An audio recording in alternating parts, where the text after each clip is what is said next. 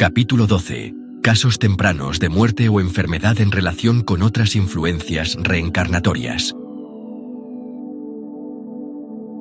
Antes de hablar de otras variedades de salud y enfermedad que aparecen más ordinariamente, quiero traer a colación el tema de las condiciones más o menos extraordinarias, dilemas del cuerpo o la mente, en los primeros años de la vida que a menudo parecen no tener causa ni significado. ¿El universo tiene sentido o no lo es? Puesto que el universo es realmente significativo, entonces debe haber una razón y una causa incluso para las condiciones que parecen caóticas, crueles o grotescas. Sin embargo, incluso en tales casos, en una medida u otra, el individuo puede comenzar de nuevo, o al menos los más cercanos a la persona en cuestión, pueden comenzar a ver un marco de existencia más amplio, en el que incluso las circunstancias físicas más extremas se redimen de alguna manera. En muchos casos, son los padres de tales hijos los que sufren más que sus hijos, ya que parece como si tales familias fueran injustamente cargadas con los males más desafortunados. Esperamos explicar aún más este marco más amplio de la existencia, porque de hecho también afecta a la condición humana en todos sus aspectos. Como dije antes, las razones de la mayoría de los problemas físicos, mentales, espirituales o emocionales se pueden encontrar en esta vida, y debido a la naturaleza del tiempo simultáneo, las nuevas creencias en el presente también pueden afectar a las del pasado. De una manera básica, es posible que las creencias presentes modifiquen realmente las creencias de una vida que aparentemente es pasada. Debo explicar de nuevo que todas las vidas se viven a la vez, pero con diferentes tipos de enfoques. Sin embargo, sus ideas convencionales del tiempo hacen que sea más sencillo hablar de una vida como si sucediera antes o después de otra. Una vez más, nadie es castigado por crímenes cometidos en una vida pasada, y en cada vida eres único. La inteligencia interior dentro de ti, que te da cada vida, también te da las condiciones de cada vida. Ciertamente, les parece a ustedes, o a muchos de ustedes, que la mayoría de las personas siempre elegirían nacer sanas y completas, en un entorno excelente, de padres con naturalezas amorosas y excelencia genética, y en otras palabras, crecer sanos, ricos y sabios. La vida, sin embargo, es demasiado profunda y multitudinaria, y requiere grandes profundidades de respuesta y acción emocional, que nunca podrían ser satisfechas adecuadamente por un conjunto dado de circunstancias, por muy favorables que fueran. La especie está llena de un poderoso sentido de curiosidad y asombro, y de la necesidad de exploración y descubrimiento, de modo que incluso un hombre nacido como rey, a través de varias vidas, se encontraría aburrido y decidido a buscar una experiencia diferente u opuesta. En algunas vidas, entonces, naces en circunstancias afortunadas, y en otras puedes encontrar un ambiente de pobreza y necesidad. En una vida se puede nacer con excelente salud, con una gran inteligencia y un gran ingenio, mientras que en otra existencia se puede nacer enfermo, lisiado o mentalmente deficiente. También parece que cada feto debe desear naturalmente crecer, emerger completo del vientre de su madre y desarrollarse en una infancia y edad adulta naturales. Sin embargo, en esos términos, muchos fetos quieren la experiencia de ser fetos sin pasar por otras etapas. No tienen ninguna intención de crecer hasta convertirse en un desarrollo humano completo. De hecho, muchos fetos exploran ese elemento de la existencia innumerables veces antes de decidirse a ir aún más lejos y emerger normalmente del útero. Aquellos fetos que no se desarrollan todavía contribuyen a la experiencia general del cuerpo y se sienten exitosos en sus propias existencias. La comprensión de estas cuestiones puede ayudar a arrojar luz sobre la cuestión de las muertes prematuras y las enfermedades, así como sobre los abortos espontáneos. Todo esto es parte de las corrientes subterráneas continuas de la vida, y los mismos problemas se aplican a muchas otras especies cuya descendencia se pierde en los primeros años de vida. No se trata de un universo o naturaleza indiferente, sino de porciones de conciencia que eligen en cualquier nivel ciertas experiencias que nutren el entorno de vida y traen satisfacciones que tal vez nunca se muestren en la superficie de la vida. En el caso de los seres humanos, sin embargo, muchas preguntas pasan a primer plano. No quiero generalizar, porque cada situación de vida es demasiado única para eso. Quiero señalar que no todos los fetos tienen necesariamente la intención de convertirse en bebés normales, y que si la ciencia médica, a través de sus técnicas, termina dirigiendo un parto normal, es posible que la conciencia del niño nunca se sienta normalmente aliada con la experiencia física. El niño puede pasar de una enfermedad a otra, o simplemente mostrar una extraña falta de inclinación por la vida, una falta de entusiasmo, hasta que finalmente en algunos casos el niño muere a una edad temprana. Otro individuo, en las mismas circunstancias, podría cambiar de opinión y decidir seguir la experiencia de la vida normal. A algunas personas les parece antinatural oír hablar de madres de animales que se niegan a amamantar a una cría, o a veces incluso la atacan, pero en esos casos, la madre animal es instintivamente consciente de la situación y actúa para salvar a la descendencia de un sufrimiento futuro. No estoy aconsejando que se mate a los niños malformados, pero sí quiero señalar que incluso en los casos más severos hay significado en tales condiciones, y la conciencia involucrada elige entonces otro tipo de experiencia. También hay niños perfectamente sanos y normales que han determinado de antemano que vivirán solo hasta el umbral de la edad adulta, felices y llenos de sueños y promesas de logros, pero sin experimentar ninguna desilusión, arrepentimiento o tristeza. Esos jóvenes mueren de enfermedad o accidente, pero van a la muerte como niños después de un día espléndido. En la mayoría de los casos optan por muertes rápidas.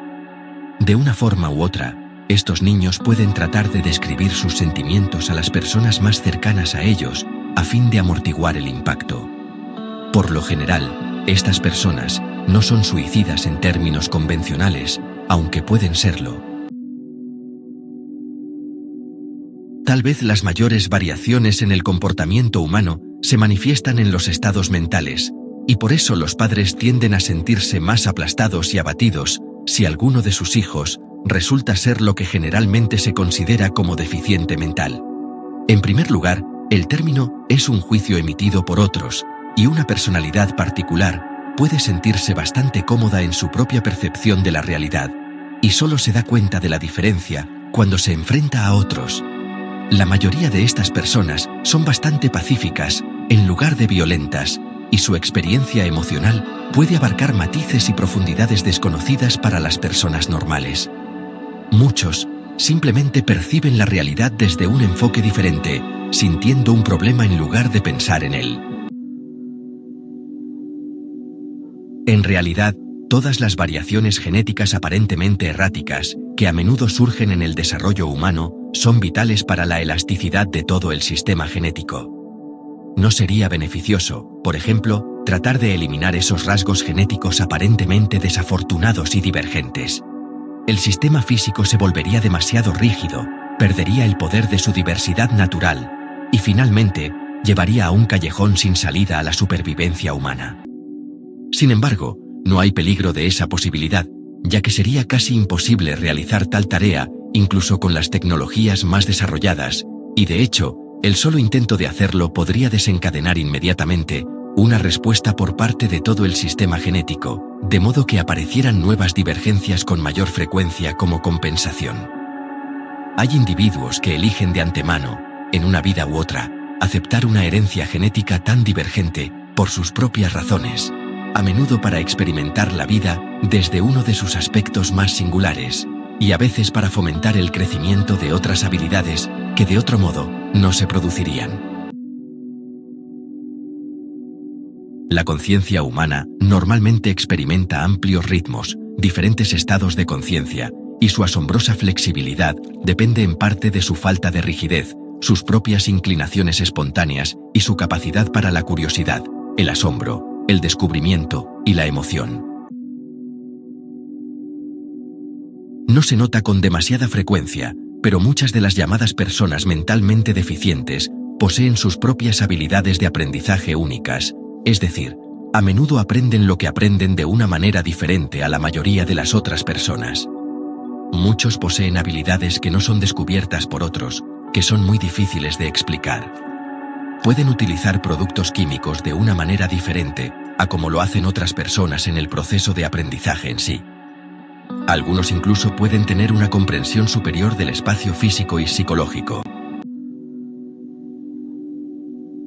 Sus cualidades emocionales también son bastante avanzadas, y es muy posible que estén dotados en términos de matemáticas y música, aunque estos dones nunca lleguen a buen término, ya que son insospechados. Muchos individuos deficientes a su manera son tan vitales para el desarrollo de la humanidad como lo son los genios, ya que tanto preservan la naturaleza elástica de la conciencia humana, como promueven sus cualidades para hacer frente a la situación. Cada persona hace su propia realidad, de nuevo. Pero cada miembro de la familia también comparte la realidad de los demás. A menudo, por lo tanto, los casos de diferencias genéticas inusuales también pueden servir para sacar a relucir cualidades de comprensión, simpatía y empatía por parte de los miembros de la familia, y esas cualidades también son vitales para el desarrollo humano. Debido a que las razones de tales condiciones pueden ser tan diversas, entonces la vida debe ser alentada incluso frente a las deformidades. Si la conciencia involucrada tiene sus propias razones para vivir, entonces aprovechará al máximo incluso las condiciones más terribles. Si, por el contrario, la conciencia se ha mantenido viva a pesar de sus propias intenciones a través de procedimientos médicos, terminará su propia vida física, de una manera u otra. Parecería que los infantes no tienen sistemas de creencias, y por lo tanto no podrían estar a cargo de sus propias realidades de ninguna manera. Sin embargo, como se mencionó anteriormente, las propias células del cuerpo poseen un equivalente en esas inclinaciones biológicas hacia la salud y el desarrollo. Incluso en los casos en que la supervivencia física puede parecer inútil, también es posible que el organismo altere su curso en un grado extraordinario. Los niños que son etiquetados como deficientes mentales, o incluso llamados idiotas, a menudo pueden crecer y desarrollarse mucho más allá de las suposiciones de la ciencia médica, especialmente si cuentan con la ayuda de padres amorosos que constantemente brindan estimulación e interés.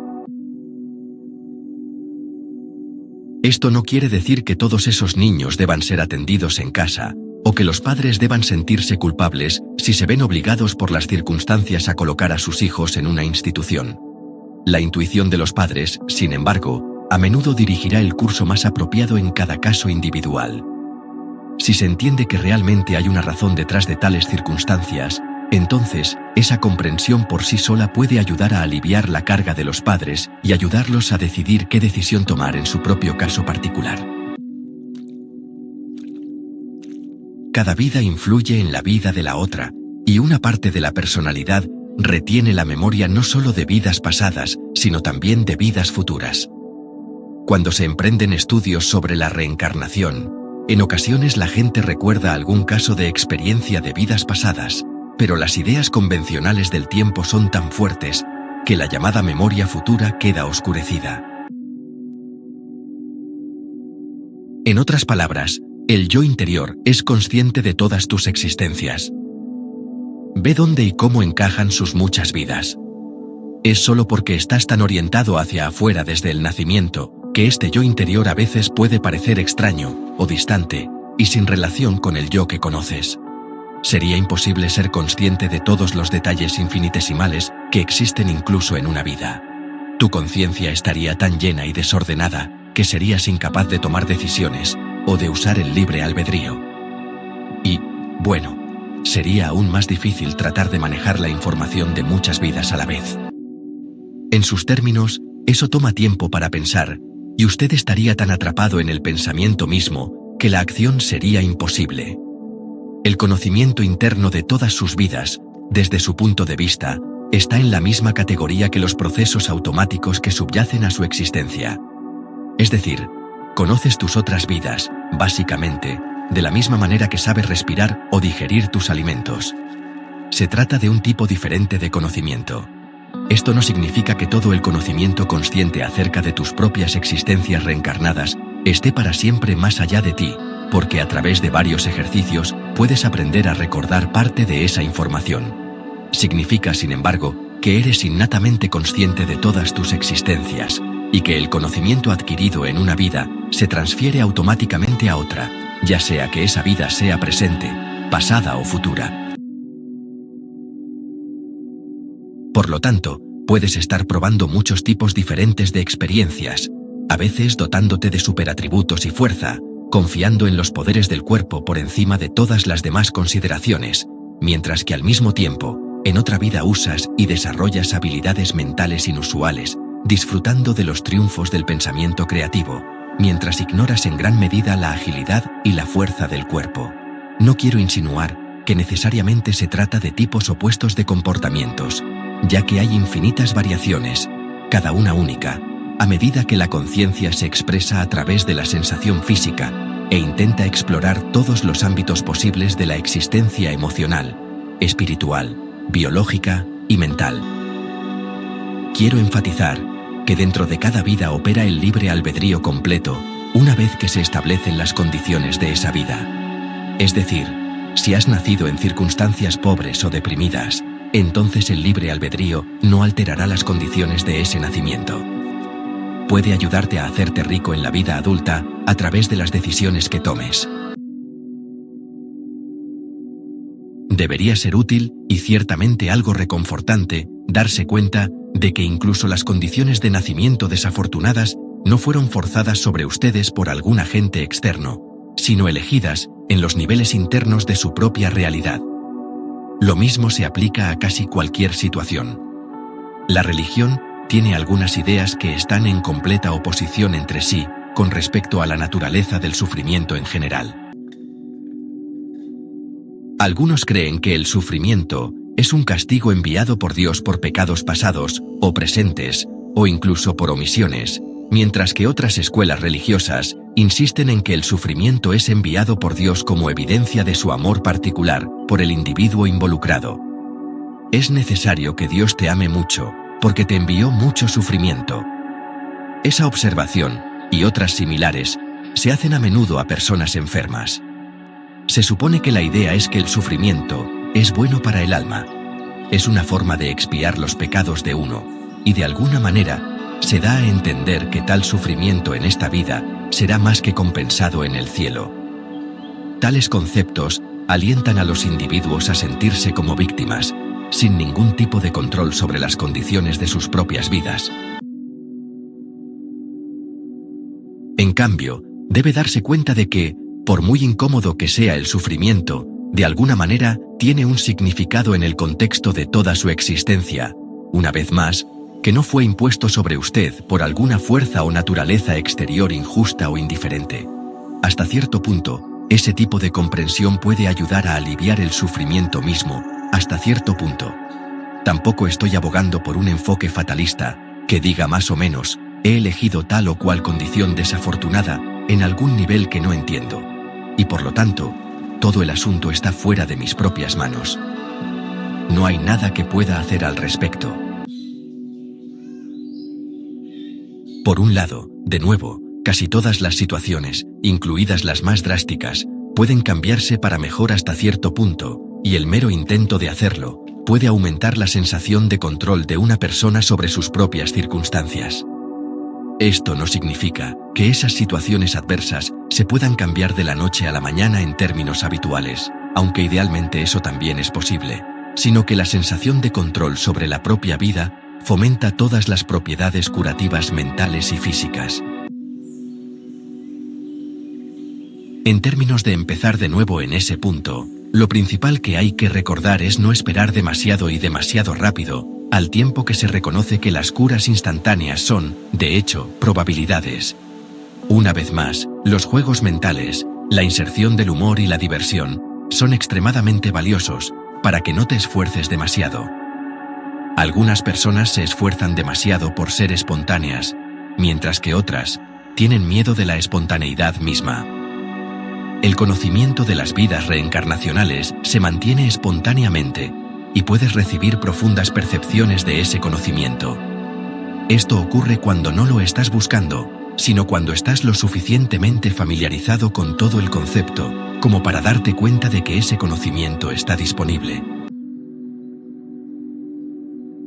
Sin embargo, la herencia de la reencarnación es rica y puede tener una tendencia a afirmarse bajo ciertas condiciones. No estoy hablando de eventos usuales, sino bastante inusuales, cuando, de una manera u otra, la memoria de la reencarnación parece filtrarse a través de la vida presente. Una vez más, esta no es una experiencia habitual, ocurre con poca frecuencia. En algunas ocasiones, a veces en periodos de mala salud o aparente senilidad, pueden ocurrir tales casos. Es más probable que ocurran en la adolescencia, aunque quiero subrayar que estamos hablando de casos extraordinarios. Las personas mayores a menudo comienzan a ejercitar su propia conciencia de maneras que no lo habían hecho antes. Es posible que haya menos distracciones para ocupar sus pensamientos. Pueden sentirse solos y luego, sorprendentemente, encontrarse buscando diferentes tipos de experiencias aparentemente más difíciles de lograr en el mundo físico en sus circunstancias actuales. Dado que a menudo están asustados e inseguros del futuro, son más propensos a arrojar sus pensamientos hacia atrás, a su primera infancia, buscando sus primeros recuerdos, y mentalmente tratan de obtener consuelo de los sonidos recordados de voces amadas, solo para vislumbrar mentalmente otras imágenes de las que esperaban, o escuchar otras voces que las que anhelaban. De hecho, fragmentos de muchos episodios de muchas otras vidas pueden precipitarse en su conciencia, y en la mayoría de los casos están, por supuesto, bastante poco preparados para la experiencia. Por otro lado, por lo general, tales episodios son altamente tranquilizadores, porque junto con ellos, cabalga la seguridad interior de que la vida ha sido vivida antes, muchas veces. Los individuos involucrados pueden entonces volver a la conciencia normal, pero si hablaron o murmuraron mientras el asunto estaba ocurriendo, cualquier observador podría dar por sentado que se trataba de un delirio. Los medicamentos no deben recetarse en esas condiciones, a menos que el paciente se sienta muy resentido y confundido, y los solicite. Sin embargo, en la mayoría de los casos, las experiencias no dejan ningún efecto secundario perjudicial. El mismo tipo de evento puede ocurrir en periodos de mala salud o en estados de sobremedicación. Sin embargo, son menos fáciles de manejar en condiciones de drogas, ya que la conciencia no tiene toda la agilidad para depender de ella en periodos de estrés inusual. Lo mismo puede ocurrir en la adolescencia y ser fácilmente malinterpretado como un episodio esquizofrénico. Esto sucede quizás con más frecuencia que los otros casos mencionados, pero por lo general, tales eventos no se repiten. Permanecen solo como recuerdos, habiendo abierto la mente de la persona a visiones más amplias de la vida de las que él o ella puede haber tenido antes. Sin embargo, hasta ahora hemos estado lidiando con creencias contradictorias, y la mayoría de ellas pueden abordarse solo en el contexto de esta vida. Estas creencias pueden tener repercusiones físicas o mentales, aunque en la mayoría de los casos, las dos no ocurren a la vez. Hemos lidiado con algunos de los numerosos dilemas físicos que pueden resultar. En otros casos, el individuo se encuentra con dificultades a nivel mental o emocional. Una parte de la personalidad puede estar totalmente a favor de la buena expresión del poder personal y ser estimulada a expresar y usar su energía y fuerza. Otra parte de la personalidad puede estar tan aterrorizada por el poder o sus usos como el otro segmento se regocija en él. En lugar de desarrollar complicaciones físicas, en términos usuales, a veces una parte de la personalidad realmente actúa con seguridad, poder y energía, mientras que otra parte, igualmente válida, se niega a usar la energía o el poder de ninguna manera.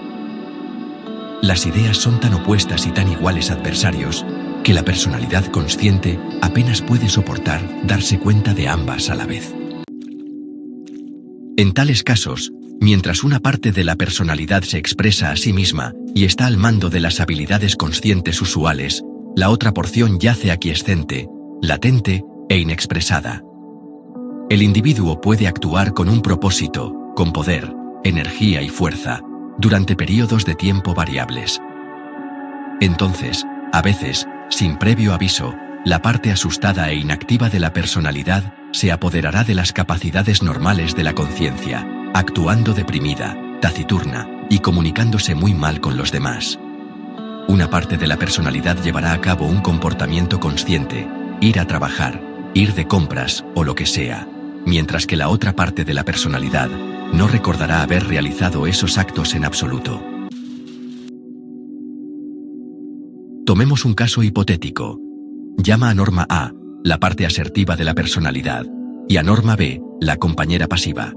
Norma A puede salir a bailar, ir a un bar, y luego entregar todo el proceso a Norma B, que se encuentra en un entorno ruidoso, rodeada de personas que no recuerda y sin tener idea de cómo llegó a su destino actual. Su tendencia de memoria se remontará a la última vez que estuvo a cargo de la conciencia, y tendrá, o puede que no, ninguna idea de la existencia de Norma A. Norma A puede disfrutar de la acción, los deportes, el baile y las actividades corporales, mientras que la Norma B puede preferir leer, caminar o pintar. Tales personalidades pueden incluso tener grupos separados de amigos. Norma A y B tienen cada una sus propios compañeros. Aunque estas personalidades pueden parecer tan divergentes, están conectadas entre sí, sin embargo, y en ocasiones pueden establecer su propio tipo de comunicación bastante extraña. Pueden escribirse notas misteriosas el uno al otro, dejándolas donde están destinadas a ser encontradas, pero notas usando un código especial, o símbolos o drogas, porque una comunicación demasiado clara interrumpiría toda la relación. De hecho, las personas pueden llevar tales existencias durante años, hasta que algún evento u otro demuestre que algo anda mal. Uno de los amigos de Norma A puede encontrarse con un amigo de Norma B, por ejemplo, o las lagunas en la memoria pueden llegar a ser tan frecuentes que es obvio que algo anda mal. Norma A y B representan ejemplos bastante simples de comportamiento esquizofrénico, y de hecho, he mantenido la historia simple para mantener los problemas claros.